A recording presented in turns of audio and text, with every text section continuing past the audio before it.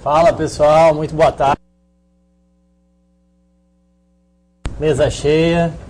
Boa tarde pessoal, boa tarde banca. Esse cara tá chegando aqui meio perto, deixa sair fora, sai fora aqui. Tá todo mundo enquadrar aqui. Pô, tá todo mundo enquadrado já. Teste de som. Boa tarde. Muito boa tarde, pessoal. Som ok pra vocês, pessoal? Alguém tá nos ouvindo? O pessoal tá só vendo a imagem. O botão tá escondido lá. O Thiago tá sempre em meio, envolto a uma névoa lá escura lá atrás. O William gosta sempre de ficar em destaque, né? Com certeza. Bom, vamos lá.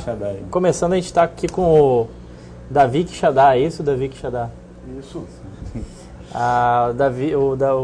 Davi, ninguém chama ele de Davi Quixadá, todo mundo chama ele só de Quixadá, tá?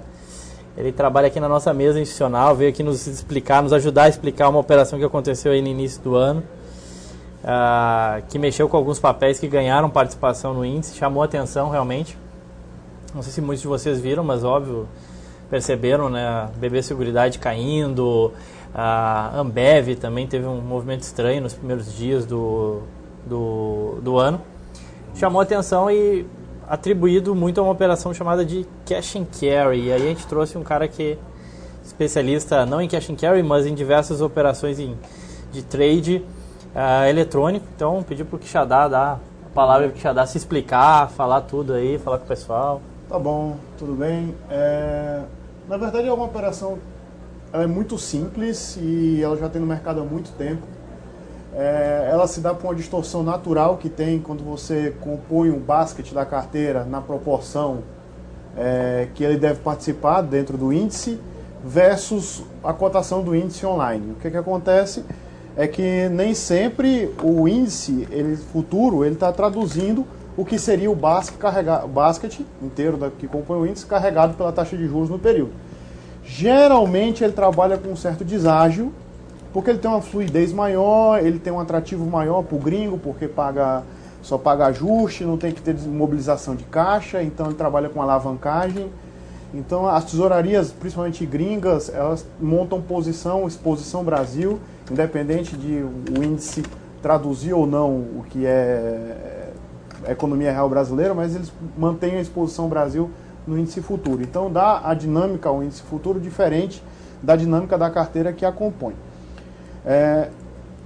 Você tem quem tem exposição offshore aqui no Brasil, que vem para o Brasil e traz isso em mercado à vista, são os chamados fundos passivos, ou seja, os fundos que têm uma posição no basket da carteira completinha na proporção do índice. E tem aqueles que têm a posição no índice futuro. O mercado de cash and carry é o mercado que tenta arbitrar esses dois.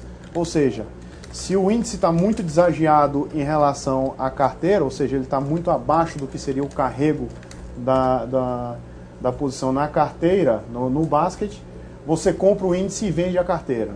Se, ao contrário, você financia, você vende o índice futuro e compra a carteira.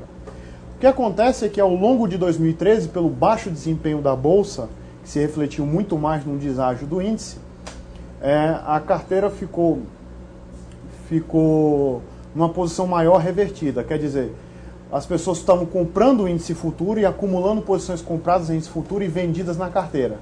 Isso, inclusive, provocou secar o aluguel de vários papéis e meio que é um game onde o aluguel pesa muito forte, porque nem todo mundo tem a facilidade de ter um fundo passivo, ou seja, uma carteira a remunerar por trás. Alguns não têm posição nenhuma e vão ao mercado e alugam a carteira inteira ou alugam papel a papel para montar a carteira e conseguir reverter, ou seja, conseguir montar uma posição vendida na carteira comprada no índice futuro.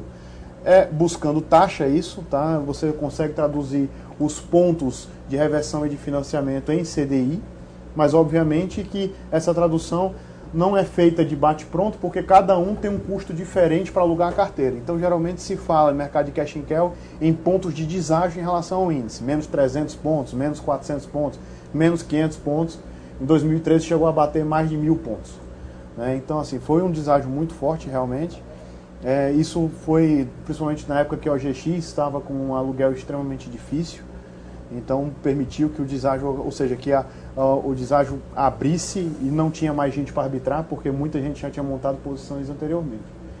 Então, veja bem, Se você tinha uma posição em fundo passivo e os players que tinham esses fundos passivos já se movimentaram em cima das prévias mostradas pela Bolsa, as prévias divulgadas pela Bolsa, então você teve uma antecipação na correção dessas carteiras por parte desses fundos. Mas quem tem posição de cash and carry não pode desenquadrar a carteira, então ele tem que ficar posicionado e isso tem que acontecer de um dia para o outro, ou seja, quando foi na última vez que teve esse ajuste de carteira, ou seja, a carteira tem um ajuste da sua composição quadrimestral, e esse ajuste é feito exatamente no leilão de fechamento. Na sexta-feira, durante o dia, os players, para não desenquadrarem a sua arbitragem, estavam operando com a carteira que valeu pelos os últimos 4 meses.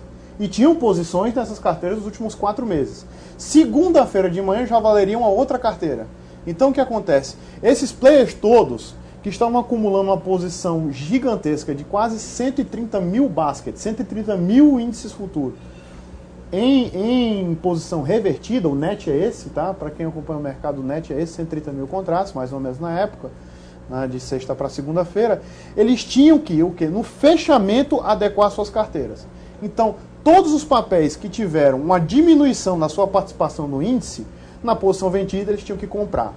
Todos os papéis que entraram ou tiveram a sua participação aumentada no índice, eles tinham que vender. E eles têm que fazer isso a mercado, porque eles não podem desenquadrar a carteira. Então eles fecharam o dia com uma carteira, no call de fechamento eles vieram com tudo para ajustar suas carteiras para segunda-feira de manhã, para não ter nenhum problema de compliance. Isso varia de tesouraria para tesouraria, algumas têm uma tolerância maior e dá um prazo de 3 dias para adequar. Outros querem que seja online. Isso também o trader pode, o gestor da carteira, o trader, ele tem autonomia também para esse tipo de coisa, mas em geral é feito assim. No leilão de fechamento, eles entraram pesado, isso pesou bastante nos papéis que eles tinham que vender para continuar com a posição vendida no mercado à vista, ou seja, com a posição vendida no basket. Então, papéis como Ambev, que tiveram a sua composição, sua participação na carteira ampliada, praticamente mais do que dobrou, e outros papéis que entraram, como Tractibel, Qual 3, todos esses papéis sofreram a pressão de venda para essa adequação de carteira, e na ponta inversa, todos aqueles papéis que tiveram sua posição diminuída, eles tiveram que comprar e entrar comprando, independente do preço que tivesse no leilão, para continuar com o enquadramento da carteira. É uma operação de arbitragem, ou seja, nós estamos arbitrando taxa, ninguém está querendo ganhar alfa, ninguém está querendo ganhar dinheiro em cima de uma posição, de uma distorção de um papel em si. É pura e simplesmente basket, carrego, aluguel e índice. Esses são os 4 componentes do mercado de cash and carry. E quando é que você acha que isso vai ajustar esses papéis, por exemplo? Você acha que, ou mesmo o contrato, né, que nas últimas 2 rolagens você não teve só rolagem, não teve reversão, né? Quando é que você acha? Teve bastante reversão, tá? Ou seja, mas teve muita rolagem também. Não, assim, como eu te falei, o que define acho que o gargalo desse mercado de cash and carry é o aluguel. Então, assim, se o cara tem molezinha de aluguel, porque ele tem um fundo passivo por trás, uma carteira a remunerar ou coisa do tipo, ele tem mandato, ou seja, ele pode girar essa carteira, trocar a posição por índice, provavelmente ele vai rolar, porque a rolagem estava muito amassada nesse período, ou seja, a rolagem ela mantém na conta da rolagem do índice. Muita gente às vezes não entende, fala, porra, pelo índice futuro deveria a rolagem deveria estar 600 pontos, por que trade a 200? Por que trade às vezes negativo, como foi no semestre passado? Isso é conta do deságio, isso é conta do aluguel. O aluguel ele influencia na rolagem, ele traz a rolagem com um valor mais baixo, e aquele player que, porra, ele está vendo essa posição, essa rolagem amassada, e ele quer continuar comprado no índice, ou seja, quer continuar com a posição revertida, e o aluguel para ele não é um problema, ele simplesmente rola a posição. Ou o cara faz um misto.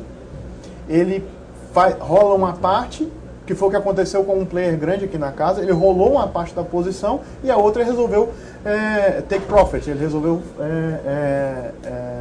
colocar no bolso o ganho, né? Então ele tinha revertido muito lá para trás, sei lá, líquido, ele estava querendo colocar 150, 200 pontos no bolso.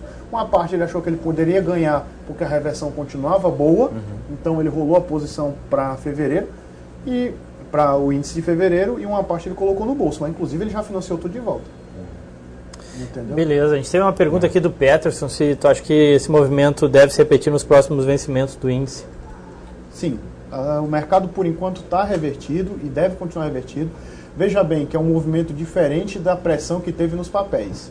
Sim. A pressão que teve nos papéis, o enquadramento de carteira, só acontece a cada 4 meses. Isso, é, que é a adequação à nova carteira de Bovespa. Isso é importante chamar a atenção. Né? Agora, pelo acompanhamento que nós fazemos desse fluxo, nós temos 25% de market share desse mercado, no total, a gente percebe que o pessoal continua com apetite à reversão.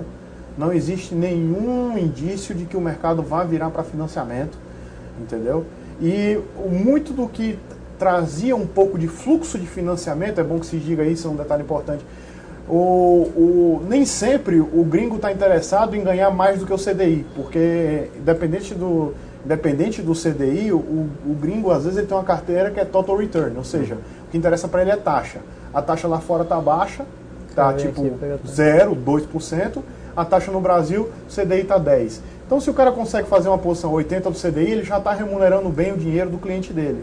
Então, dessa maneira, o IOF, em renda fixa, atraía muito player para o financiamento de cash porque era em renda variável. Era uma renda fixa, uma renda variável com cara de renda fixa, então ele conseguia fazer por ali e escapar de pagar o IOF. Com a diminuição dessas taxas de IOF todas, às vezes o gringo ele resolveu centrar fogo direto na renda fixa, direto no dólar, direto no câmbio. E assim diminuir um pouco do apetite que você tinha para fazer o financiamento abaixo da curva. Então, assim, o que você vê de financiamento geralmente é giro, entendeu? É um cara que está na posição revertida, quer ganhar, sei lá, 40 pontos, líquido vai dar uns 20, 25 pontos, mas ele vai fazer isso em lotes maiores, 5 mil lotes, então ele já vai tentar girar isso em uma posição financiada, mas já para voltar a reverter de novo. Ele quer ficar fazendo giro para ganhar alguma coisa, ganhar market share, sem ter acessibilidade do mercado, não deixar o mercado fugir da mão dele, mas ele continuar na posição de carrego vai ser a posição revertida. Tá? Aula com o Quixadá. Isso. Tá Muito bom. Pessoal, a última pergunta, só perguntaram se tu é de Quixadá mesmo, Ceará. Não sou de Fortaleza, mas eu tenho Quixadá no nome, sou da 7ª geração da família. Olha só, hein? Começou, coronel, o cara é coronel lá, né? Começou sei lá, um antepassado meu que morava inclusive em Sobral, que é outra cidade do interior. E aí ele tinha morado um tempo em Quixadá e resolveu colocar Quixadá no nome e aí ficou. Mas assim, vem da cidade, mas eu não sou de lá. Muito legal, representando muito bem Ceará aí. Obrigado. Valeu, obrigado pela explicação, pela aula, Quixadá. Obrigado. Sempre bem-vindo, cara. Posso tirar aqui já, né? Pode, fica à vontade. Você trava o microfone dele depois? Deixar o Quixadá Isso. continuar trabalhando, que tem bastante coisa pra fazer. Valeu. A gente até quis trazer, né? Até explicar, né? Porque Foi diferente, né? Chamou atenção, muita gente teve até a jornalista, né, perguntando. foi. Ontem teve a gente estado, por que essas distorções? Alguns papéis ajustando, mas outros não. O mercado achava que deveria ajustar. Uma OIBR3 subindo 27% na sexta-feira. Ambev, BB Seguridade, Estácio, tudo estava entrando no índice, Even, estava caindo. E a gente foi tentar entender, né? Então, por mais que seja o UFC uma discussão muito mais de fundamento, a gente também tem que entender o que está acontecendo no mercado e passar isso para vocês. E foi muito ali, fluxo, e tem uma operação, não é só alguém que está comprando, não. Tem uma operação, que é um financiamento, como ele explicou, Isso. e que acabou impactando a carteira. Né? Assim, é interessante até a explicação, a gente quis trazer um especialista, que ele é responsável pela área de As operações eletrônico, né? Operações eletrônicas de trading aqui da nossa mesa institucional. Isso. Deu aula e o Quixadá representou muito bem o Ceará. Até o Thiago da Alta Vista perguntou se ele podia falar mais da família. Daí depois eu acho melhor ligar ali e falar com ele, perguntar a história dele. Bom, dando sequência, aproveitando aqui um papel também que vem tendo bastante dúvida, questionamento das pessoas em relação à Cosan. A gente até enviei hoje, teve 2 e-mails, inclusive, nos últimos dias, aí, perguntando sobre Cosan. Só tentar explicar um pouco do que eu acho que vem acontecendo com Cosan, o que vem pesando sobre Cosan e alguns pontos para chamar a atenção. Primeiro, já falei algumas vezes, aquela indefinição na política de preços da Petrobras, ela afeta bastante o setor sucroalcooleiro. De que maneira? Bom, primeiro assim, porque a gente usa na mistura da gasolina um pouco de etanol. Tá? Então, por isso já afetaria.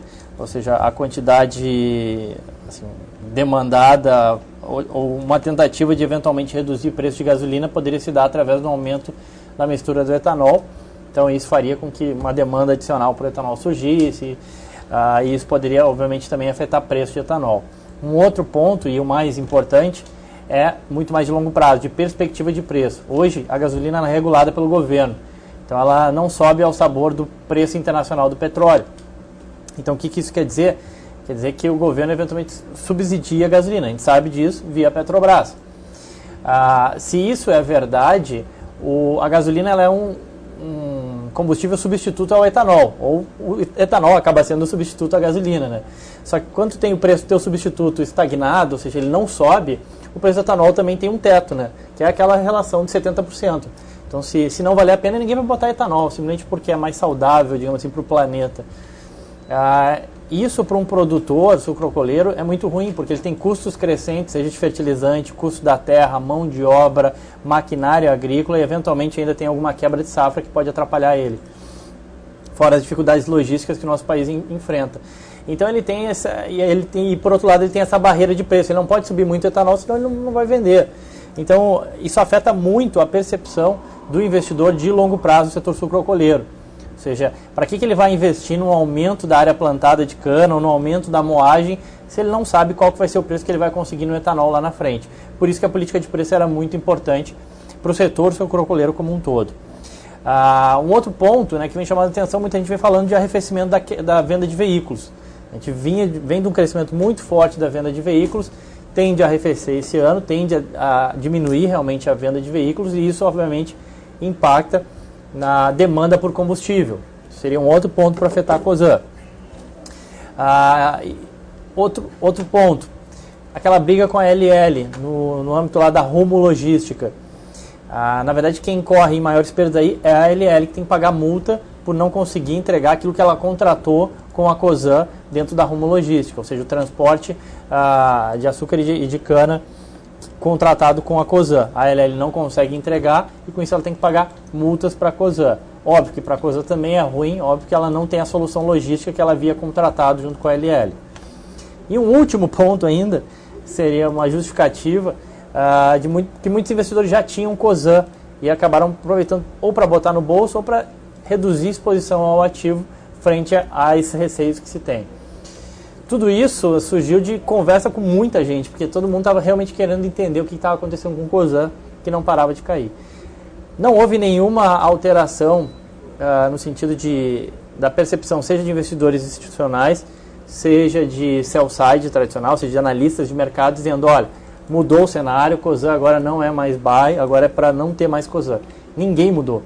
Todas as recomendações continuam muito positivas para a Cosan e o target dela continua lá em cima em R$55. Então, assim, acho que são eventos pontuais, acho que são coisas que de fato afetaram, são motivos, digamos assim, que eu arranjei para justificar essa queda. Não acho e não nos fez mudar a cabeça ainda em relação à Cosan e por isso a gente continua acreditando no ativo. Tá? Beleza? Bom, sobre Cosan acho que era isso. Não sei se ficou com alguma dúvida, eu vou respondendo ali pelo chat para dar espaço para falar de outros ativos. Aí tem o Celso queria falar de Ambev, né? Isso, cara. A Ambev hoje está subindo bem, ela anunciou hoje cedo JCP e o pagamento também de dividendos, fica ex dia 15. Né? Se você fizer a conta, o yield nem foi alto, tá? Foi 1,7%, 28 centavos. O ponto é o valor, né? Quer dizer, o valor distribuído. A Ambev normalmente distribui 15% a 20% do lucro. E agora, com esse primeiro anúncio de dividendo, ela está distribuindo na casa de 50%. Então, quer dizer, está demonstrando que ela já havia falado, vou retornar dinheiro para o acionista, vou remunerar melhor meu acionista. Então, quer dizer, uma empresa que ainda tem um crescimento, que a gente espera esse ano de volume, uma empresa que vem melhorando continuamente margens, né? Porque uma empresa que sabe trabalhar bem com embalagem, criou o litrão, agora o retornável, né? A garrafa long neck retornável também, que tem uma margem excelente. Então, quer dizer, é uma empresa que trabalha muito bem com a embalagem, com o que a gente chama de receita, né, por hectolitro. E esse ano de Copa do Mundo, ano que deve ter um aumento do consumo, a gente fez a pesquisa na África do Sul, teve um aumento de 3%, só que a África do Sul é frio. Aqui a gente tem uma temperatura mais elevada, a postergação do carnaval para março também é positivo, que se aumenta o período, acaba aumentando o período do verão, aumenta o consumo de cerveja. Já está se falando em falta de cerveja por conta do calor, quer dizer. Então esse primeiro TRI também deve ter um resultado positivo já para a empresa em termos de volume. A gente está otimista e essa divulgação do JCP e dividendos só demonstra que ela deve retornar caixa, né, para o acionista.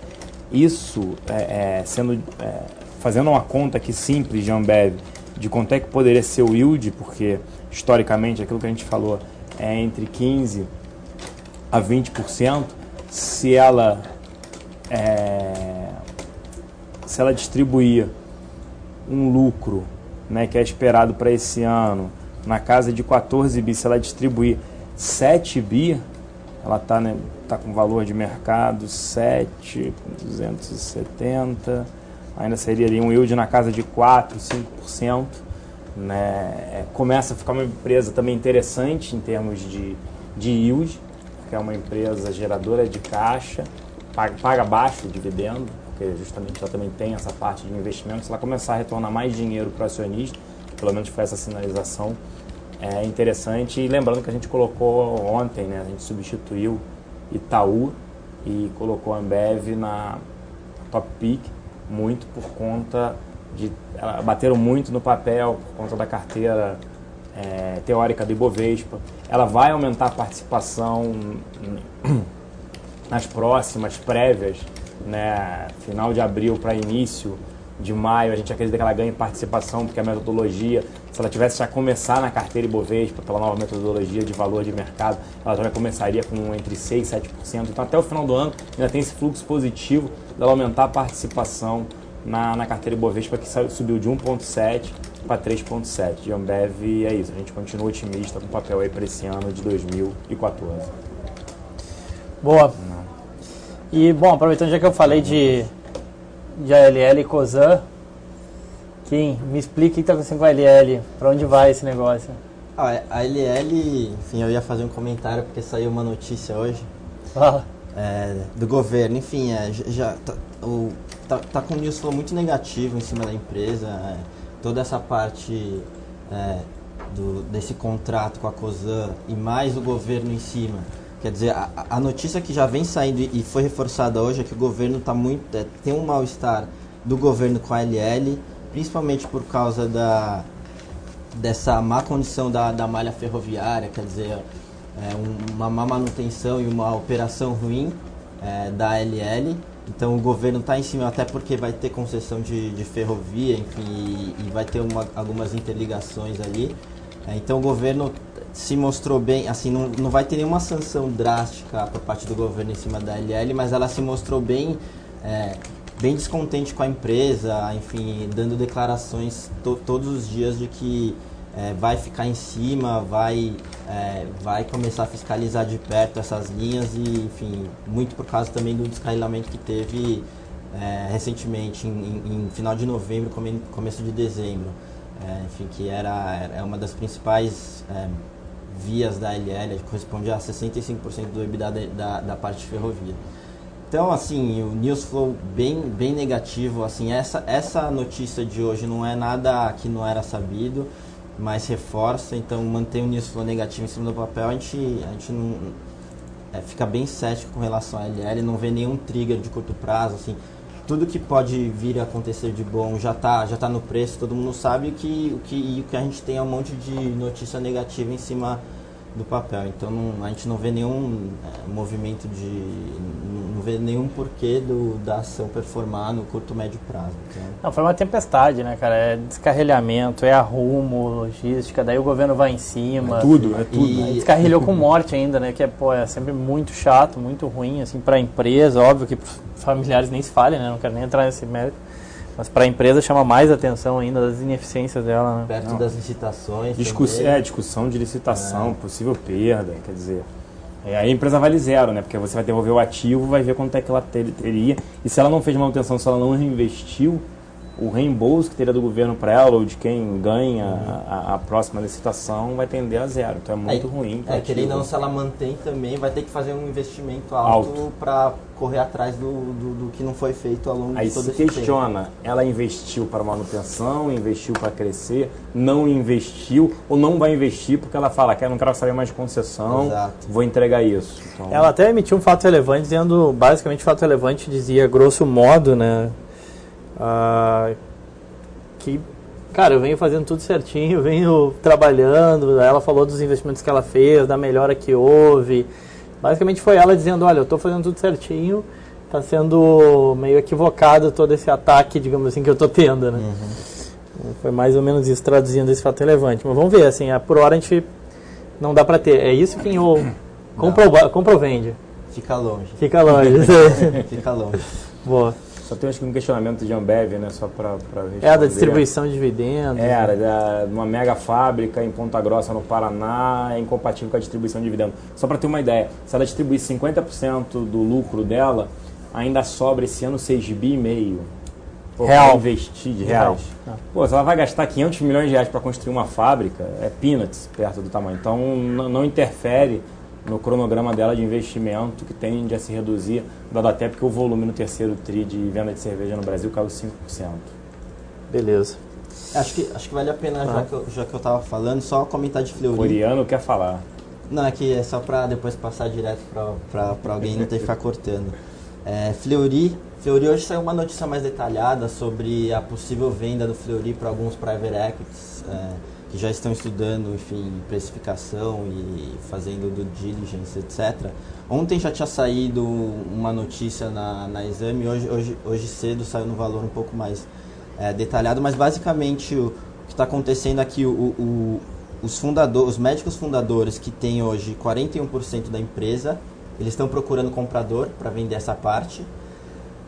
Já estão em conversa com a Carlyle, a KKR, que são dois private equities estrangeiros, e mais o Pátria e a Gávea, que são dois private equities nacionais aqui do Brasil. Então, essa última, enfim, nos últimos tempos a ação subiu bastante, enfim, em cima desse boato, deu uma caída, mas ontem ela deu uma subida por causa dessa notícia e hoje sobe 0,2%, assim, não é muito, mas o que é importante falar é que a empresa ela é do novo mercado, então ela tem um tag along de 100%, quer dizer, qualquer oferta que for feita pela tomada do bloco do controle da empresa, ela tem que ser estendida para o resto, para os minoritários. Então, geralmente, o que o mercado faz quando tem essas negociações? O mercado antecipa, porque ele acha que os controladores vão vender a empresa com um prêmio, com relação ao que está sendo tradeado hoje. Então, se ela vai ser comprada por um prêmio e vai ser estendido para todos os minoritários, então muita gente compra a ação para tentar captar esse prêmio e dar uma esticada na ação. Assim, é um movimento natural, foi o que aconteceu em DASA, que aconteceu a mesma coisa, vai ter uma OPA, etc.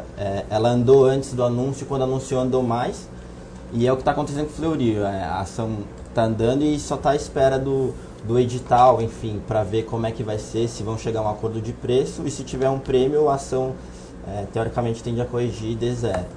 Então é só um pouco disso que está acontecendo com o Fleury, só para o pessoal entender que teve algumas dúvidas aí.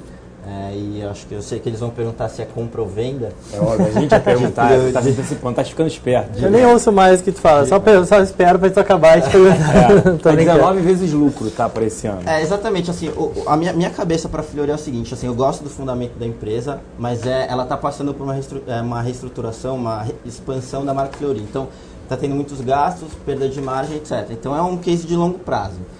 Se você está com uma visão de longo prazo, eu acho que faz sentido você comprar, porque no curto prazo você tem uma possibilidade de venda da empresa com um prêmio, então você teoricamente captaria isso e ganharia, e no pior dos casos, se não houver isso, você está com uma empresa boa na mão, para, enfim, eu olho assim, final de 2014, meio de 2015, final de 2015, então Se você está com uma visão de longo prazo, eu acho que é uma boa oportunidade de comprar por causa desse trigger de curto prazo e ter um ativo bom na mão. Se você quer, enfim, especular, você vai ficar na mão desse evento. Você vai ficar na mão de, a Private Equity vai pagar mais caro e, enfim, vai ter a OPA e vai corrigir. Então, assim, essa é a minha cabeça. Se você tiver com uma visão de longo prazo, acho que é um bom ativo para compor a carteira. Ok, então tá. Bom, acordar lá o Button que tá dormindo, né? Beleza. Tem pergunta aí de Pine. Saber se é um bom banco, se vale a pena, se não vale. Se dá para ter uma posição pequena nela. Não, assim, posição pequena dá. Inclusive já respondi um e-mail nesse sentido. O Will me encaminhou.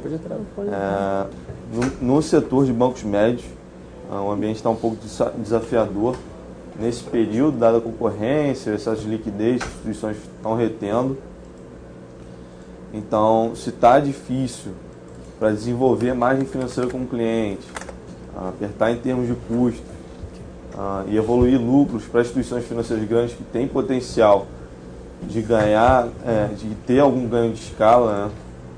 Como instituições, eu estou falando de Itaú, Banco do Brasil, Bradesco, Santander, enfim, todas que têm alguma possibilidade de ter escala alta, eles estão numa corrida aí, uma concorrência muito alta por ganhar margem, por conseguir impor spread no mercado.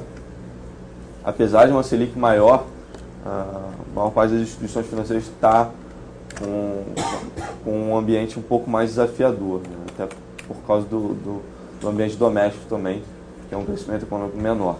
Mas Pine, falando um pouco sobre o banco, ele está no segmento corporate, ou seja, grandes instituições, que não vai ter uma evolução muito grande. A expectativa é que continue com o mesmo ritmo de crescimento em termos de concessão, né, que o ano passado, ou seja, 15%, algo em torno disso.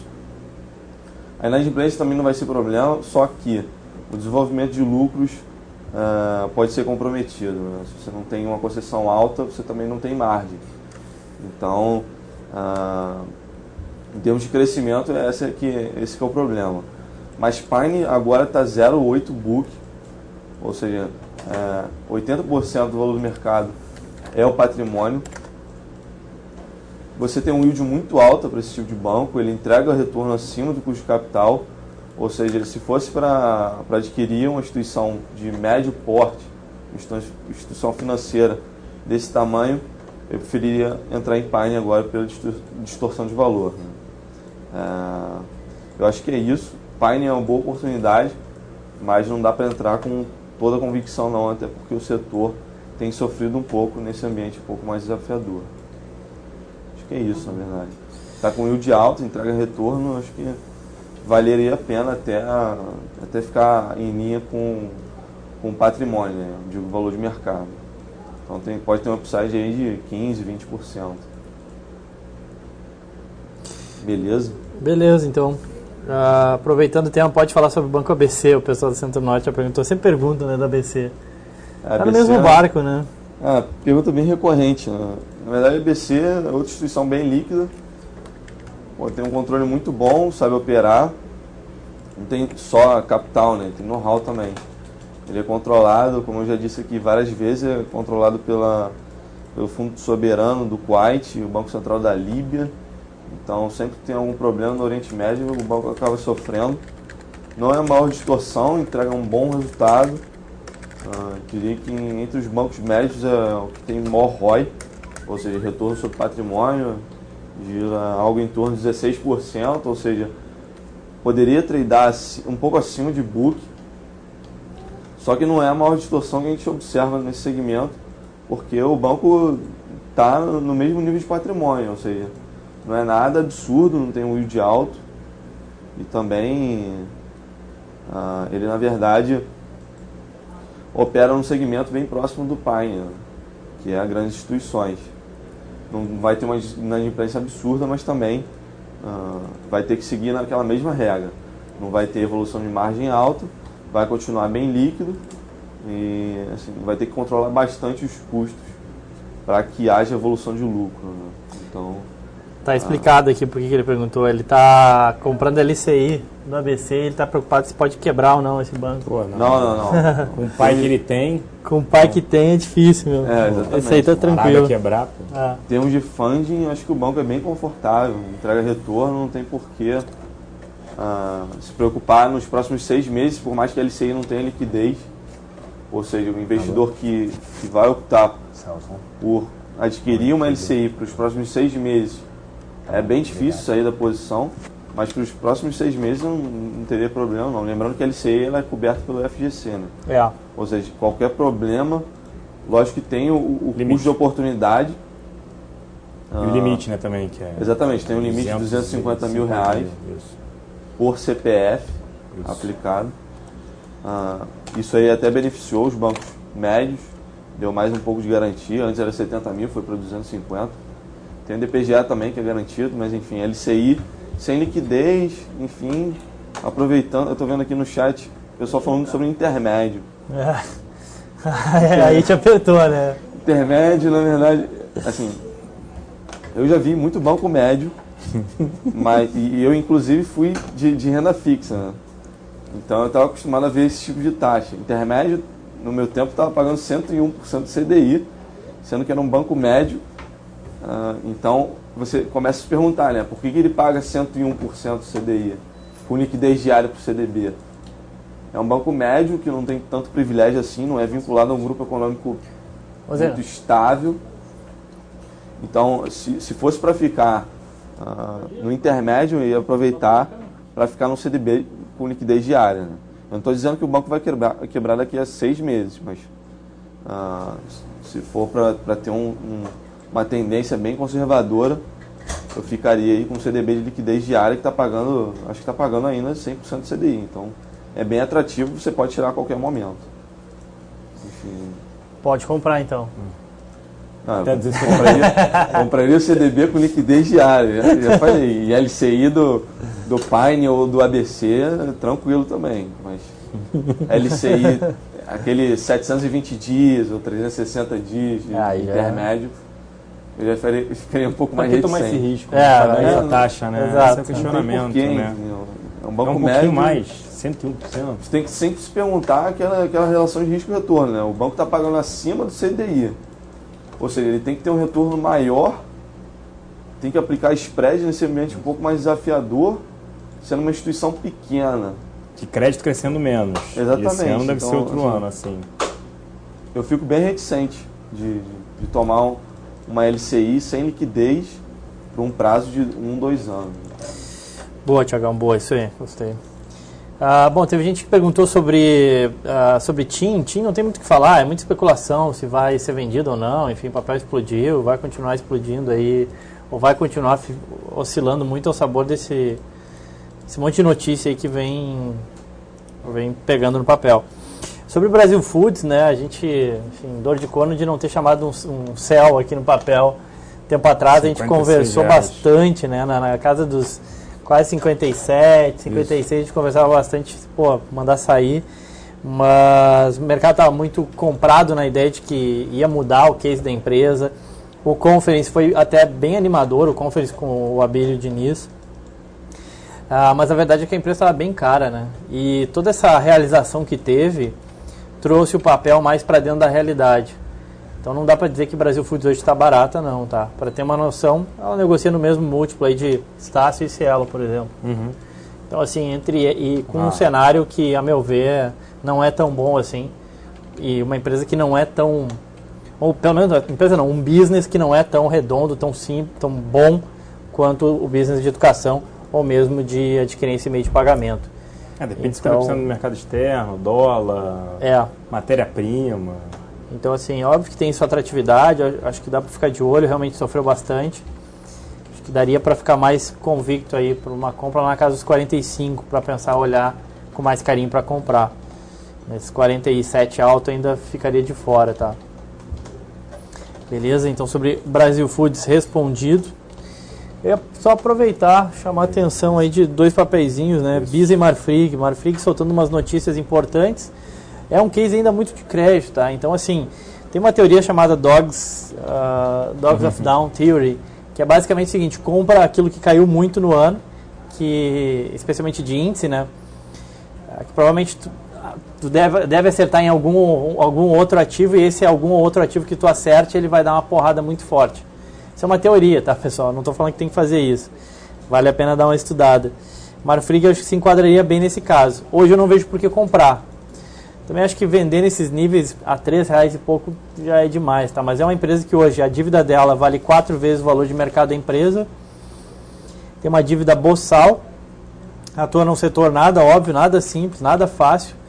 Cheio de risco sanitário, risco de preço de grão, risco de câmbio e por aí vai. Então, assim, não acho que dá para ter, não. Só não acho que nesses níveis seja para vender.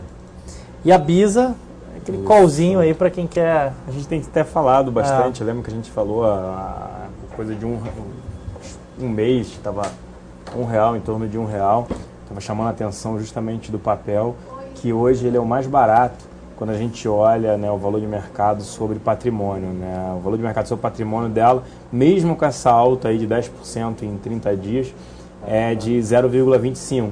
Então, é próximo, né, na crise em 2008, as empresas de real estate estavam negociando na casa de 0,15, 0,20. Então, ela está nessa casa. E como ela tem outra que tem um pai rico, né, que é a Brookfield no Canadá, ela é uma empresa que não vai quebrar. Pode ter um aumento de capital, tudo isso, mas ela não vai quebrar. Então, é como diz até o Will, né, um dinheirinho ali que você não está... É como se fosse uma opção, um pozinho, né? O dinheirinho da cachaça. Né, que você fala, poxa, aqui eu posso. Por isso que não é para colocar qualquer cliente. Porque o fundamento ela é barata, mas tem muita coisa para fazer, o retorno dela não é negativo, tem muitos empreendimentos a entregar, tem que fazer uma limpeza muito grande. Mas quando a gente olha a PDG, por exemplo, a PDG está 0,5 do book e não tem pai rico. É outra situação, vai ter que rolar dívida esse ano. Não tem nem pai, na real, né? Para falar a verdade, não tem nem pai. Corporation, o pai é quem cria ali. É corporation, então é outro problema. Então, Bisa nos chama a atenção esse nível, né, de... Por mais que você dê todos os tipos de desconto, ela vai estar negociando abaixo de book.